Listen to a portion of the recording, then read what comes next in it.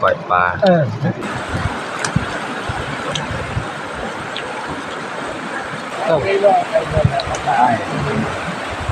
อันนี้ก็คือ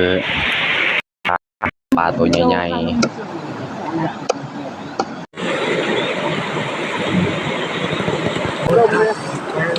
ทีมงานเฮาหิวข้าว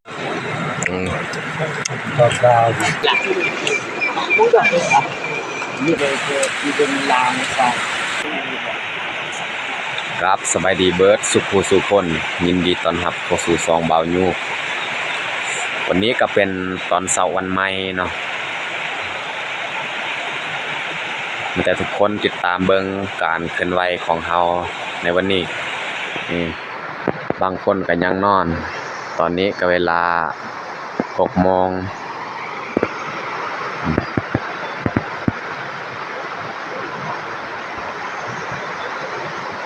หันเป็นปลาที่เฮาหาได้เมื่อคืน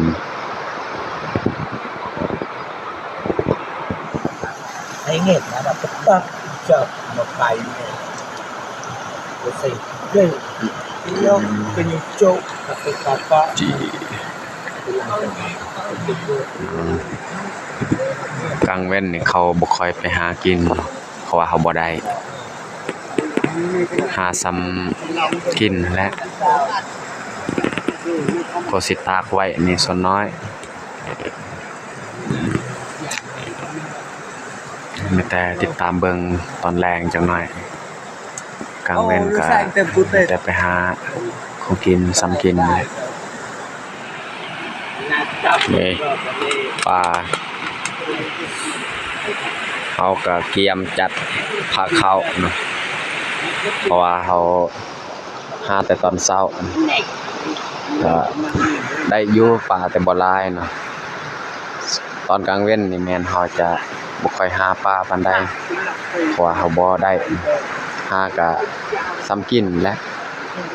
สำหรับเมนูวันนี้ก็จะมีก้อยเนาะเขาจะเฮ็ดไว้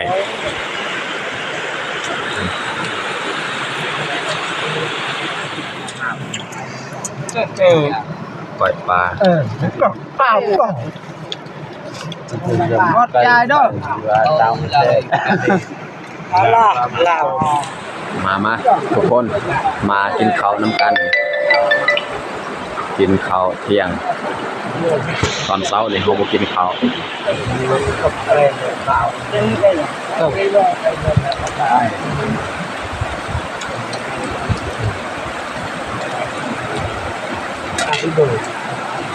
ย่างไทยไปเกี่ยกรอบ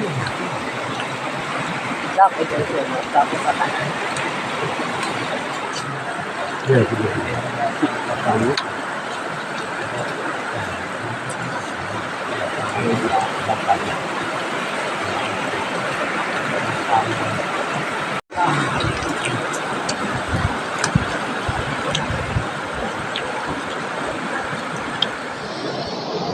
กินข้าวแล้วก็นั่งพักผ่อน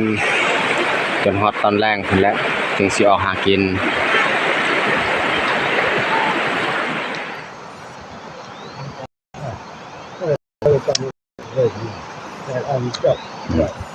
ตอนนี้ก็เวลา 4 โมงปลายแล้วเขาจะเกียมอีกหุงข้าว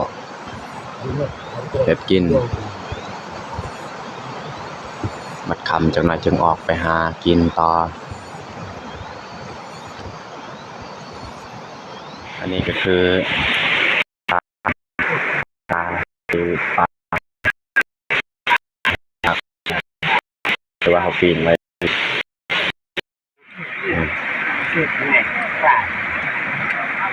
สบาย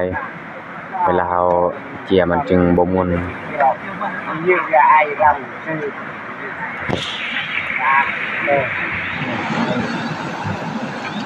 อันนี้แม่นสำหรับของกินตอนแรงเนาะปรุงข้าวแล้วก็สิเฮ็ดของกินเขาเลือกเอามีแต่ปลาตัวใหญ่ๆ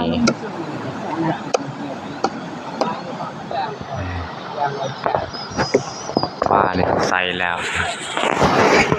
ปลาที่เฮาหาได้เมื่อคืนนี่ใส่กระตาที่เขาสานไว้หรือว่ากระบุงเนาะอยู่เทิงอีกมี3กระตาหรือว่า3กระบุงเนาะเอาใส่มันแต่หาเบิ่งอีกจักหน่อยไปหาต่อและตอนนี้เฮาก็สิจัดบอลกินข้าวเพราะว่าตอนนี้ก็เวลา 5 โมงปลายแล้วกินข้าวก่อนนึงจะคอยออกหากินแต่ว่าสำหรับของกินนี่บ่ได้ทายกับข้าวตอนเข้าโรงของกินก็บ่ได้ทายเพราะว่าบ่มีเวลาทายเนาะนี่จัดพาข้าว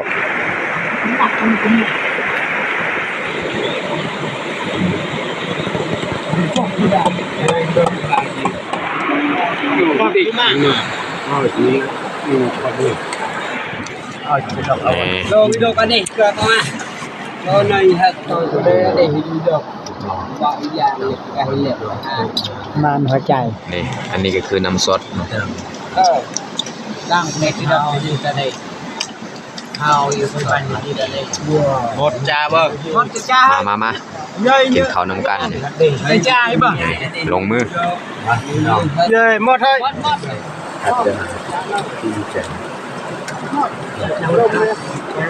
ทีมงานเฮาหิวข้าวแห้ง Rồi cái đây là cái đầu mà để đây.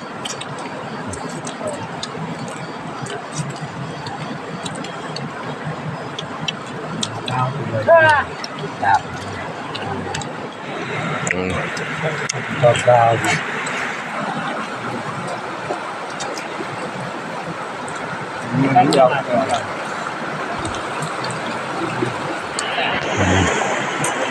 ข้าวนี่บ่เหลือเลย เบิดเกลี้ยงเหลือแต่ของกิน แล้วเฮาสิจงไว้อีกถ้ากินบ่เบิดนี่เฮาสิเมียนไว้เพราะว่ากลางคืนก็ยังสิกินข้าวต่อ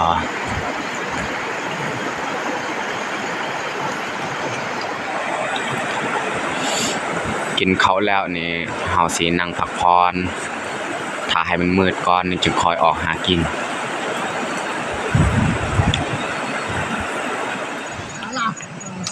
เขานั่งพักผ่อนกินข้าวแล้ว Duyên cả tay. ถ้าให้มันมืดแล้วจึงค่อยออกเลย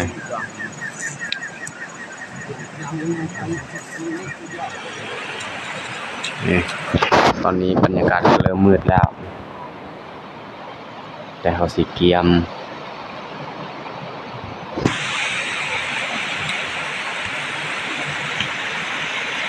ตอนนี้ก็เวลา 6 โมงปลายนั่งพักผ่อนก่อนทีมงานเฮานี่กำลังเกียมนะเกียมสิออกเดินทางนะอยู่ลุมจะแม่นเขาเกียมอุปกรณ์การหาปลานี่หรือว่าเครื่องมือการหาปลาจำพวกแฮหน้ากากโคมเขามัดไว้อุปกรณ์จำพวกแฮหน้ากากเต็มในกระทงนี่จะแม่นกระสอบที่เขาจะใส่ปลา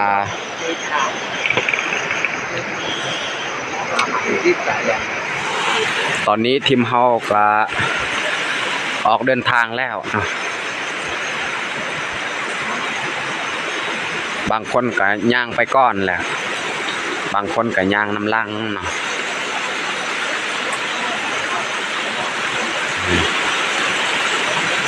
เขาสิลงมุดแต่ลุ่มเลยแต่เทิงนี่เขาบ่ได้ขึ้นแล้วเพราะว่าเขาขึ้นเมื่อวานนี้เขาว่าบ่มีป้าเขาก็เลยลงแต่ลุ่มเบิดยังเหลือแต่ผู้หนึงท่าเครื่องนี่เขาสิเริ่มมุดแต่ลุ่มนี่แต่นี่แหละเขาสิเริ่มมุดนี่ใส่แฮน Đi hai nhai. แฮใหญ่นี่บ่มีเนาะ Cái đó bằng như này. Bằng cái dây. หน้ากาก นอนก็เต็มนอกไม่บางคนก็เกียมมุดเลย มาจากพยากล้วยบลอเลย แต่ว่าตอนเฮามุดนี่อาจจะบ่ได้ถ่ายเนาะเพราะว่าบ่มีตากล้อง อาบาบนะ แม้แต่บัดมุดแล้วจึงคอยมาเบิ่งผลงานเนาะ โมนานาไม่ดงรอกไม่ได้มันตกเลยเปล่า ผมมุดคอยก็ได้เปลี่ยนเนาะ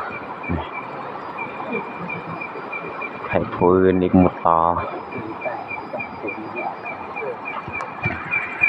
ปลาในกระสอบถือว่าเขาได้หลายเติบเพราะว่าเขามุดเทื่อหนึงนี่7-8 คนพุ่นแหละนี่คนนี้อีกต่อนั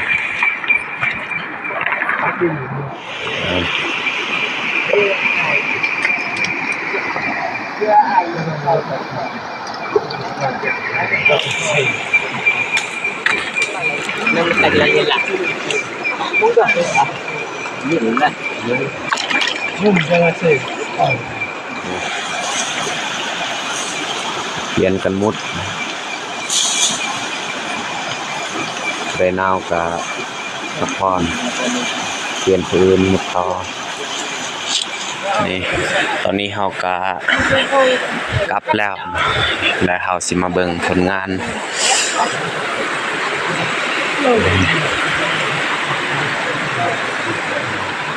นี่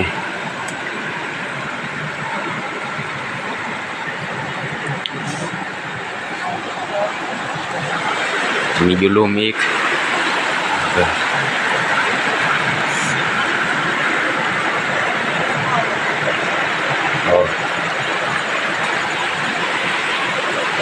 ได้หลายเติบและยังมีอีกบอล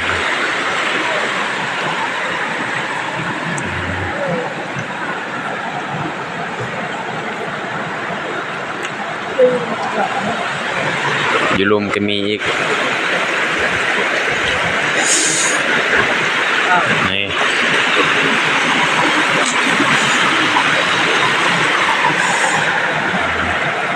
นี่คนงาน ถือว่าเขาได้หลายเติบเนาะคืนนี้ตอนนี้ก็เวลา 10 โมงป้ายเนาะดึกพอสมควร มันไปอีกอ่ะ เต็ม แต่มาเราเป็นนวังโอ้ยบ่อยก็ อาจจะเอาไปเตา ปิงปลา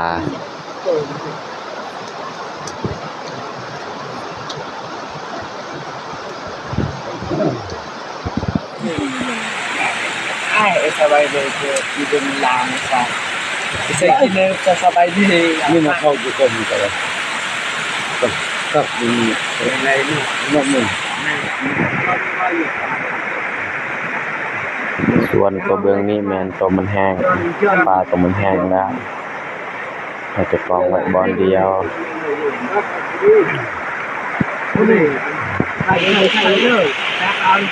ก่อนสอบมืออื่นจึงเอาใส่กระบงที่เราสร้างไว้ปลาตัวมันแห้ง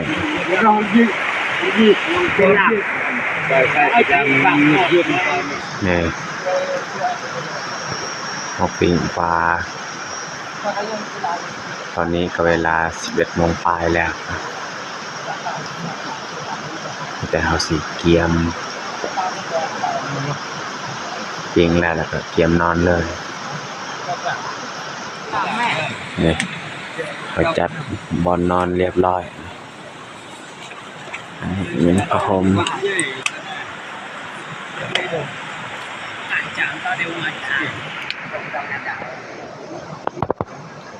ทีมงานเฮาเนี่ยก็เกียมแล้วนะโอเคสำหรับคลิปนี้ก็น่าจะจบลงอยู่นี่เลยถ้ามาคลิปนี้ก็อย่าลืมกดไลค์กดแชร์เพื่อเป็นกำลังใจให้เฮาได้เฮ็ดคลิปต่อไปและก็อย่าลืมติดตามตอนต่อไปอีกยังมีไลน์อันนี้ก็เป็นคืนที่2ที่เฮามานอนเนาะ ก็อย่าลืมเข้าไปติดตามรับชมขอขอบใจ